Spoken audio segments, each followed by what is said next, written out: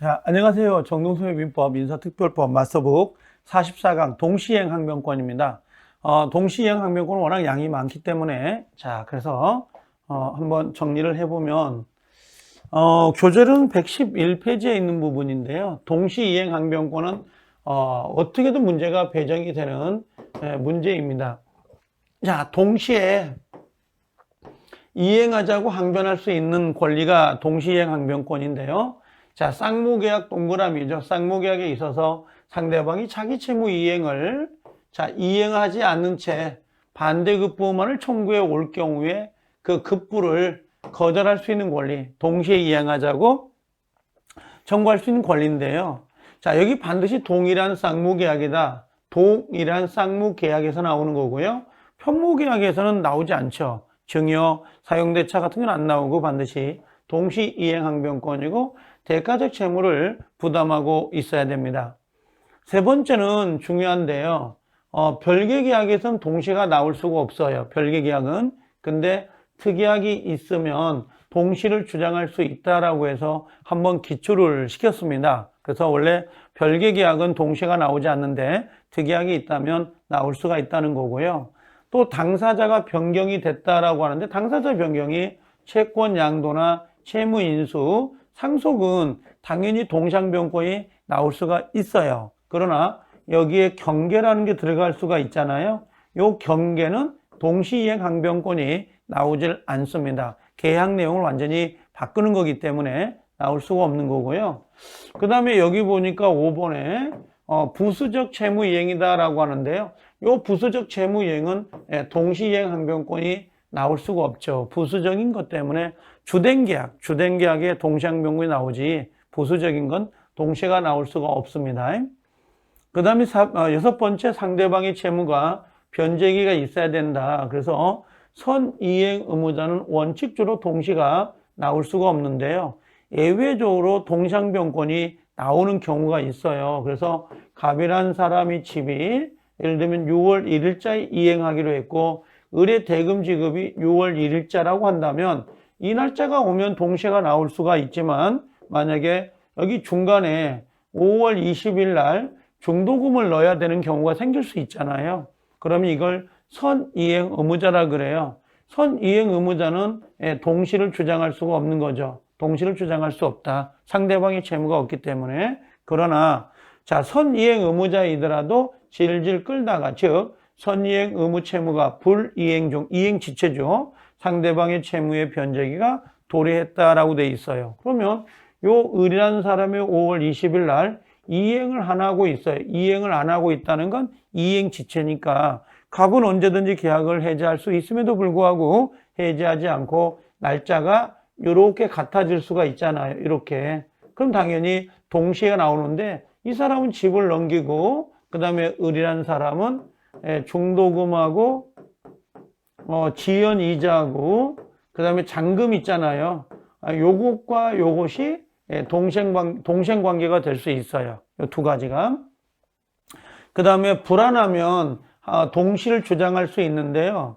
불안하다는 의미가 뭐냐면 을이 중도금을 들고 갔는데 갑의 부동산에 뭐가 있어요? 압류나 가압류 등기가 있다 보니까 내가 나중에 잔금 치르게 되면 이 소유권을 못 가져올 위험성이 있다는 거. 불안하다 느낄 수가 있거든요. 그래서 이게 뭐라고 했냐면 요거 이행이 곤란할 현저한 사유라고 되어 있잖아요. 이게 재산 상태가 악화됐다 이렇게 이야기를 해요. 재산 상태가 악화된다면 동시가 나올 수가 있어요. 그래서 동시이행 항변권을 이야기할 때는 이렇게 질질 끌다가 불안하면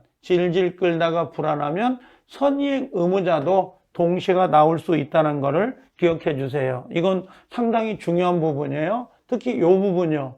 요 이행이 곤란할 현저한 사유가 있다면 재산 상태가 악화된다면 선이행 의무자도 동시가 나올 수 있다는 거. 그 다음에 7번에 상대방이 자기 채무 이행 또는 이행 제공 없이 이행을 청구해야 된다는 거. 만약에 여기서 이행을 하면서 청구가 들어온다면 당연히 동시를 주장할 수 없는 거죠. 지금 상대방이 이행을 하고 있으니까 나도 이행을 해야 되죠. 내가 이행을 하지 않으면 채무불이행이 생기기 때문에. 자, 그 다음에 8번에 판례인데요. 이건요. 한번 이행 제공을 했어요. 이행 제공을 했는데 반대 당사자가 수령지체에 빠졌고요. 계속 제공하지 않으면서 이걸 청구가 들어올 수가 있거든요. 이렇게.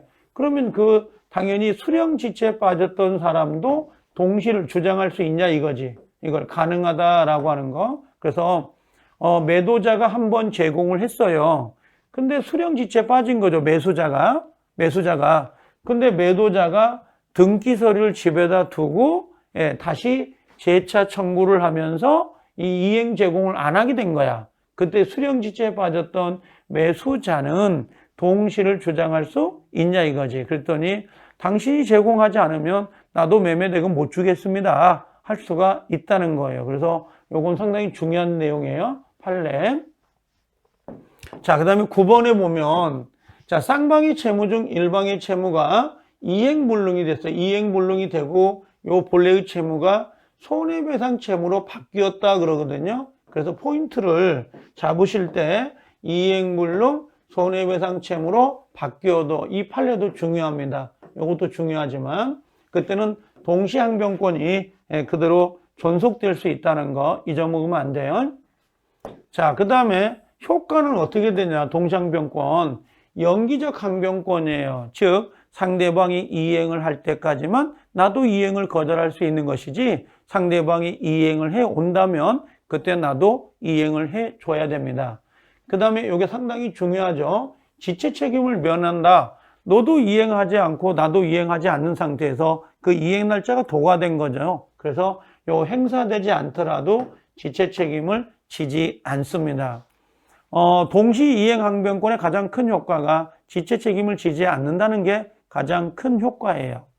그 다음에 소송은 당사자가 주장을 해야 돼. 소송이 제기되면. 그래서 원용 행사를 해야 당연히 상환 이행 판결 원고 일부가 떨어지는데요. 법원이 직권으로 조사해 주지는 않습니다. 그래서 만약에 매도자가 소송을 제기하면 매수자는 난 동시에 항변권이 있기 때문에 매매대금을 못 줍니다. 이렇게 항변을 해줘야 법원이 원고 일부 승소하고 나오죠. 만약에 당사자가 이 동시항변권을 이 항변권을 주장하지 만약에 안 했다. 주장하지 않았다면 항변권을 주장하지 않으면 당연히 원고 전부 승소가 떨어져 버려요. 원고 전부 승소가 떨어지기 때문에 반드시 원용, 당사자가 원용했다, 원용 주장했다라고 하면 그때 가서 일부 승소가 떨어지는 거지. 이렇게요. 그 다음에 자동 채권을 상계할 수는 없어요. 근데 우리가 수동으로는 수동 채권은 상계가 된다 그럽니다. 자동은 안 되는데요. 수동은 된다. 이런 식으로. 그 다음에 동시이행 항변권은 중요합니다. 소멸시효 진행에 영향을 미치지 않기 때문에 채권은 소멸시효가 진행될 수가 있는데요. 이와 뉘앙스가 좀 비슷한 게 유치권을 행사하고 있다 하더라도 그다음에 저당권을 행사하고 있다 하더라도 하고 같이 들어가요. 똑같이 뭐예요? 소멸시효 진행에 영향을 미치지 않기 때문에 유치권을 행사하고 있다 하더라도 채권은 소멸시효가 진행될 수 있습니다. 자, 그 다음에 이건 놔두면 뒤로 넘어가 보면 자, 동시이행 항변권이 인정되는 것이 나오는데 이게 가장 중요해요. 이게 상당히 독자적으로 문제를 낼 수가 있거든요. 그럼 이걸 어떻게 외울 거냐? 저는 이거 이렇게 외웠어요. 영수증, 어음, 임대차, 무효, 취소, 가압류, 양도소득세. 그래서 이걸 저는 영어, 임무, 가세 이렇게 외우고요. 수종, 그 다음에 전, 그 다음에 담, 해, 그 다음에 구, 청. 저는 이렇게 와가지고 그냥 이걸 그냥 뺐는데요. 이걸 어떻게 외웠냐면 자, 영어, 그 다음에 임무, 그 다음에 가세, 영어, 수학 말고요. 그 다음에 수종, 전담, 해, 그 다음에 구, 청, 이렇게 와서 이 글자가 나오면 동생관계에 있다. 그냥 저는 이렇게 외워버렸어요. 이게. 그 다음에 여기 보면, 동생관계가 없는 애들이 나오거든요. 채권 증서, 그럼 동생관계 없어요. 변제와 담보가 등기, 저당권 말소 담보가 등기, 임차권 등기 명령 토지거래 경매무효란 단어가 나오면 일단은 동생관계 없는 걸로 취급을 해가지고 이걸 찾았어요. 경매무효는 두 개가 나눠지긴 하지만 일단 이렇게 찾아놓고 가니까 좀 편하더라고요. 그래서 애울 때 영어, 임무, 과세, 수종, 전담회, 그 다음에 채권 증서, 변제와 저당권, 변제와 담보가 등기, 임차권 등기, 토지거래, 경매무효는 동생관계가 안 나온다. 자, 이게 문제 지문이 나오면 이런 식이에요. 지문 자체가. 그래서 저는 이걸 어떻게 골랐냐면 영수증, 그럼 동생관계에 있어요. 그 다음에 채권 증서, 그럼 동생관계 없어요. 선의의 관계예요.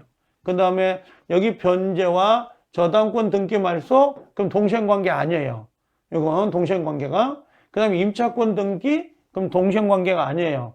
임대차 종료, 전세권 종료, 그럼 동생관계가 되고, 가압류, 동생관계. 토지거래 허가, 동생관계가 아니에요. 그래서 이런 형태로 찾아가지고 찾으니까 편하더라고요. 그래서 실제 먼저 요걸 먼저 하지 말고 이걸 먼저 외우세요. 동생관계 있다 없다 있죠? 이게 상당히 중요합니다. 그 동생관계를 먼저 외우셔야 그 다음에 요걸 문제를 가지고 응용하는 거니까 체크가 될 거예요. 그렇게 정리하시면 됩니다. 아셨죠? 그래서 동시이행 항변권은 앞에 내용하고 요것인데요. 작년 31회 때는 예를 냈어요. 얘를 박스형으로 묶어가지고 다음 중 동생관계 인기결이 묶어서 낸 거예요. 그래서 요 내용도 중요하지만 이론도 상당히 중요하다는 것을 꼭 기억을 하시고 접근하셔야 돼요. 그래서 동시항변권은 무조건 문제가 하나 배정이 된다고 보시면 될 겁니다. 영어, 임무, 과세, 수정, 전담회, 구청 이건 동생관계가 있는 거고 그 다음에 채권 증서, 변제와 저당권 말소, 변제와 담보가 등기 말소, 토지거래 허가, 임차권 등기 명령, 경매무효는 동생관계가 없다. 그렇게 정리하셔야 됩니다. 아셨죠? 자, 여기까지 합니다. 수고하셨습니다.